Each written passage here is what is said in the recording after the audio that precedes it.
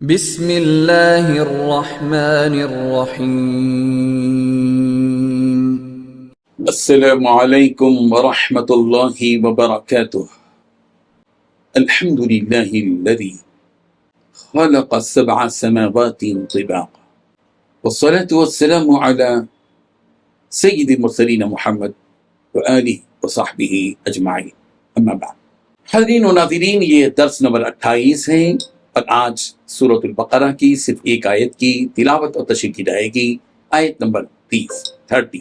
اعوذ باللہ من الشیطان الرجیم، بسم اللہ الرحمن الرحیم۔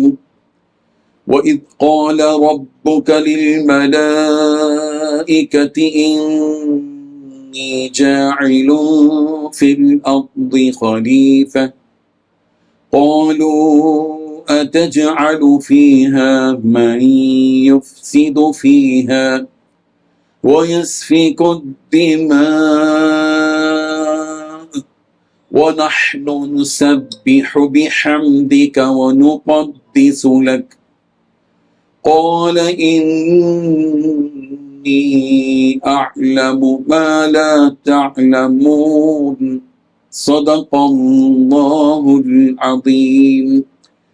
لفظی ترجمہ یوں ہے، وَإِذْ قَالَ، اور جب کہا، رب کا تمہارے رب نے، للملائکۃ فرشتوں سے، انی جاعل، بے شک میں بنانے والا ہوں، فی الارض زمین میں، خلیفتاً ایک خلیفہ۔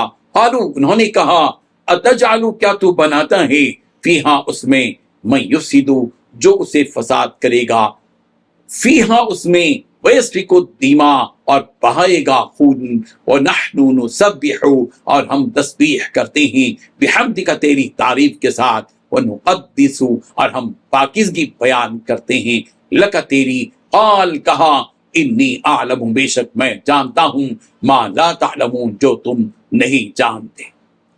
ترجمہ یوں ہے، اور جب تیرے پروردگار نے فرشتوں سے کہا کہ میں زمین میں خلیفہ بنانے والا ہوں، تو انہوں نے کہا، ایسے شخص کو کیوں پیدا کرتے ہو جو زمین میں فساد کرے اور خون بہائے، اور ہم آپ کی تسبیح، حمد اور پاکیزگی بیان کرنے والے ہیں۔ اللہ تعالیٰ نے فرمایا، میں جانتا ہوں جو تم نہیں جانتے۔ اس آیت میں 4 باتیں بتلائی گئی ہیں۔ پہلی بات، جب تمہارے پروردگار نے فرشتوں سے کہا کہ میں زمین میں ایک خلیفہ بنانے والا ہوں، دوسری بات، فرشتے کہنے لگے کہ آپ زمین میں ایسی مخلوق پیدا کریں گے جو اس میں فساد مچائے اور خون خرابہ کرے۔ اسی بات، حالانکہ ہم آپ کی تسبیح، حمد و تقدیس میں لگے ہوئے ہیں۔ چوتھی بات، اللہ تعالیٰ نے کہا، میں وہ باتیں جانتا ہوں جو تم نہیں جانتے۔ بزرگان محترم، دنیا کے سب سے پہلے انسان حضرت آدم علیہ السلام کی پیدائش کا یہاں ذکر کیا جا رہا ہے۔ قابل غور بات یہ ہے کہ اللہ تبارک و تعالیٰ نے ہزاروں قسم کی مخلوقات کو پیدا کیا، مگر کسی مخلوق کی پیدائش سے پہلے اس کی پیدائش کے ذکر کا اہتمام نہیں کیا۔ ایک انسان ہی ہے جس کو یہ شرف حاصل ہے۔ اللہ تعالیٰ کا یہ تذکرہ خاص انسان کی فضیلت کی علامت ہے، اس کی برتری کی علامت ہے۔ اللہ تعالیٰ نے یہ اعزاز و اکرام صرف حضرت انسان کو دیا ہے، افسوس کہ ہم کو ہمارا اپنا مقام معلوم نہیں ہے۔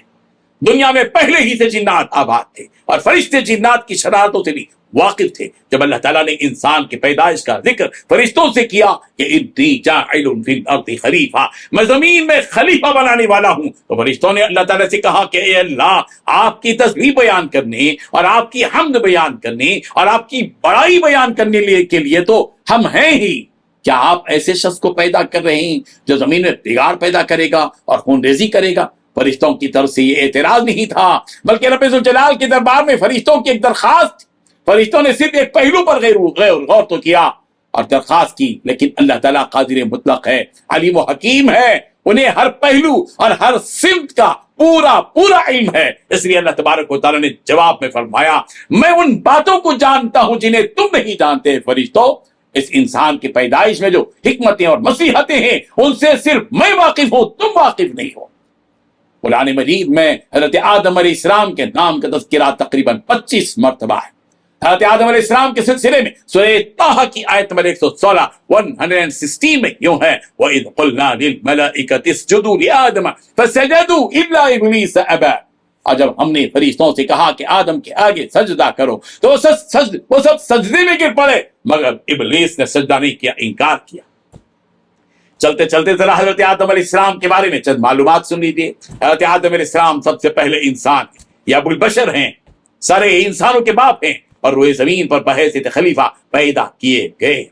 جنت سے جب حضرت آدم علیہ السلام اتارے گئے تو دجلہ و فرات عراق کے 2 آبے میں آباد ہوئے. تورات کی روایت کے اعتبار سے حضرت آدم علیہ السلام کے 3 بیٹے ہیں، حابیل، قابیل اور شیت. حضرت آدم علیہ السلام نے 930 سال کی عمر پائی.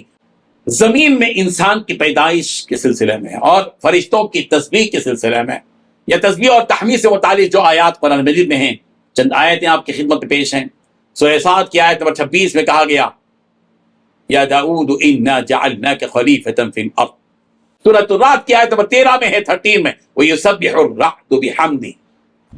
اور سورۃ الحجر کی آیت نمبر 98 98 میں ہے فسبح بحمد ربک وکن من الساجدین. سورہ بنی اسرائیل کی آیت نمبر 44 44 میں ہے ان من شیء الا یسبح بحمدہ. سورہ بنی اسرائیل کی آیت نمبر 52 52 میں ہے یوم یدعوکم فتستجیبون بحمدہ. اللہ تبارک و تعالیٰ ان آیات کو سمجھنے کی توفیق عطا فرمائے. آمین. وآخر دعوانا ان الحمد للہ رب العالمین. ڈیلی درس قرآن کو سبسکرائب کیجئے، اپنے تاثرات اور مشورے ارسال کیجئے، اور اپنے متعلقین کا گروپ بنا کر انہیں روزانہ درس قرآن بھیجیں اور اجر و ثواب پائیں.